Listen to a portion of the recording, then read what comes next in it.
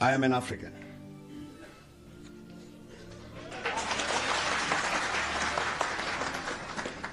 I owe my being to the hills and the valleys, the mountains and the glades, the rivers, the deserts, the trees, the flowers, the seas, and the ever-changing seasons that define the face of our native land.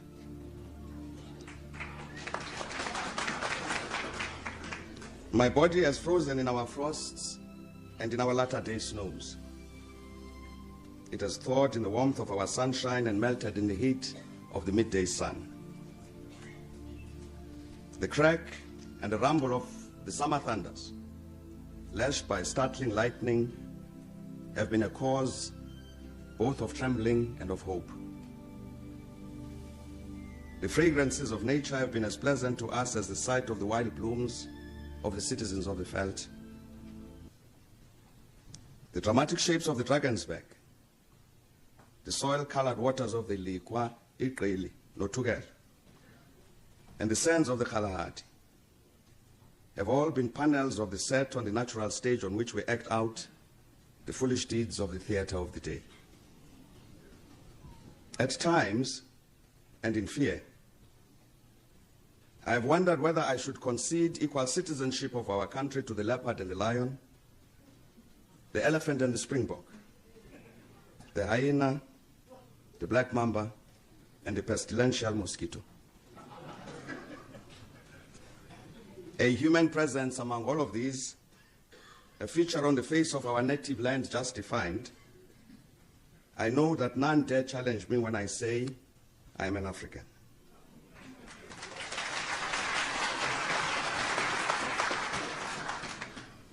I owe my being to the Khoi and the San whose desolate souls haunt the great expanses of the beautiful Cape. They who fell victim to the most merciless genocide our native land has ever seen. They were the first to lose their lives in the struggle to defend our freedom and independence, and they who, as a people, perished in the result. Today, as a country, we keep an audible silence about these ancestors of the generations that live, fearful to admit the horror of the former deed, seeking to obliterate from our memories a cruel occurrence, which in its remembering should teach us not and never to be inhuman again.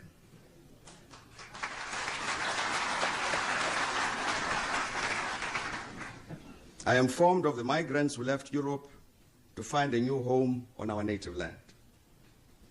Whatever their own actions, they remain still part of me. In my veins courses the blood of the Malay slaves who came from the East. Their proud dignity informs my bearing, their culture a part of my essence. The stripes they bore on their bodies from the lash of the slave master are a reminder embossed on my consciousness of what should not be done.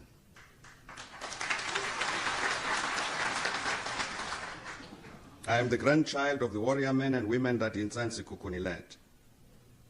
The patriots that Tsetshwayo and Mpepu took to battle.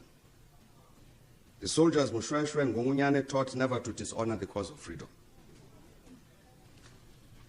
My mind and my knowledge of myself is formed by the victories that are the jewels in our African crown.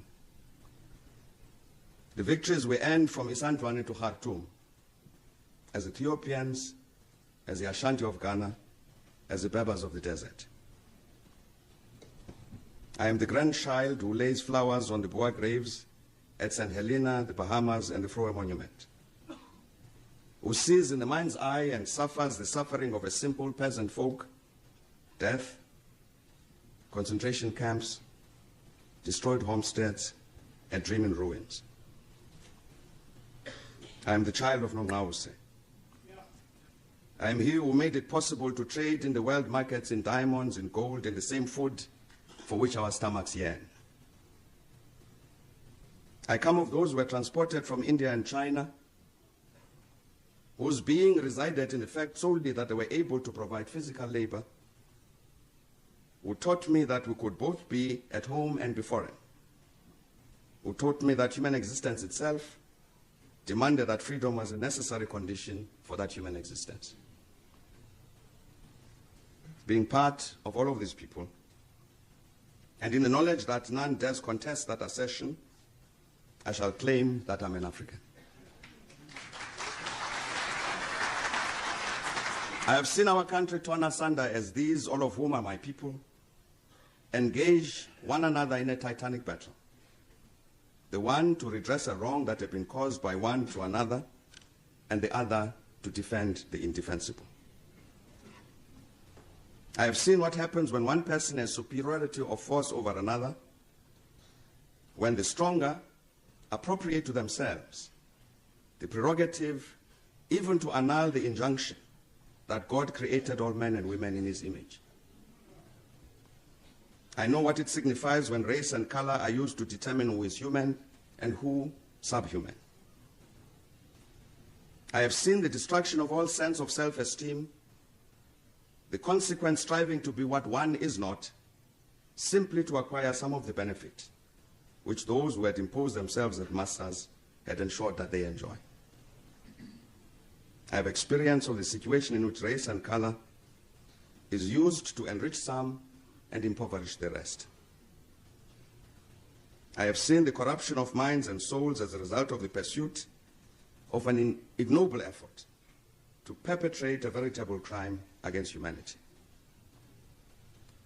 I have seen concrete expression of the denial of the dignity of a human being emanating from the conscious, systemic and systematic oppressive and repressive activities of other human beings. There the victims parade with no mask to hide the brutish reality.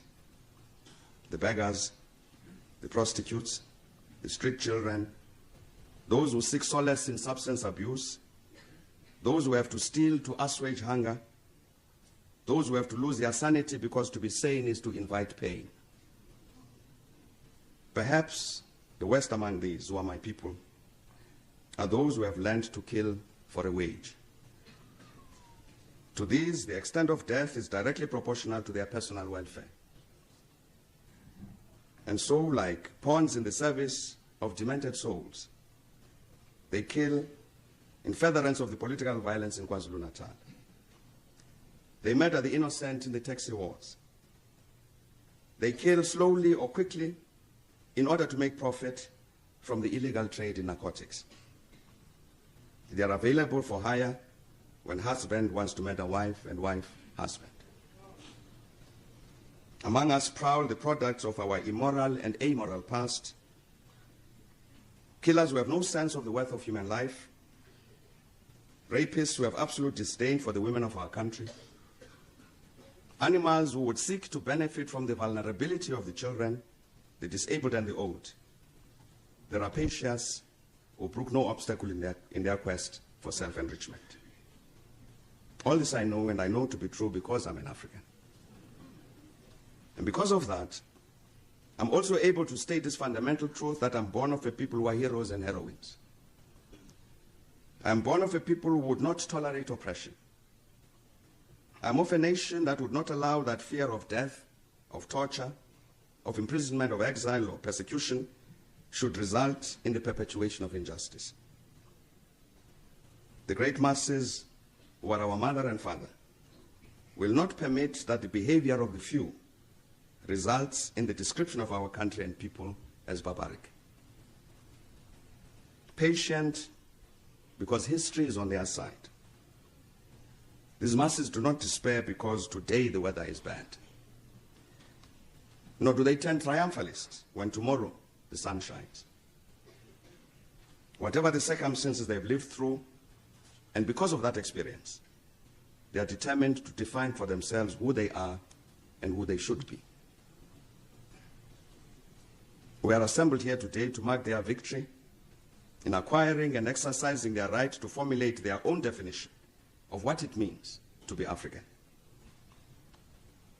The Constitution, whose adoption we celebrate, constitutes an unequivocal statement that we refuse to accept that our Africanness shall be defined by our race, our color, our gender, or our historical origins.